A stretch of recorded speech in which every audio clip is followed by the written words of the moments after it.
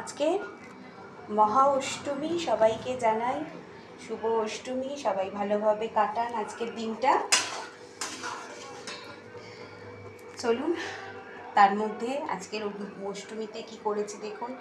করেছি আজকের খিচুড়ি, ফুলকপি, এই যে ফুলকপি আলু দিয়ে খিচুড়ি, সাথে আছে এই যে, চলুন, সাথে আছে হচ্ছে বেগুনি, পাঁপড় ভাজা, আমসত্ত্ব, খেজুর, টমেটো দিয়ে চাটনি।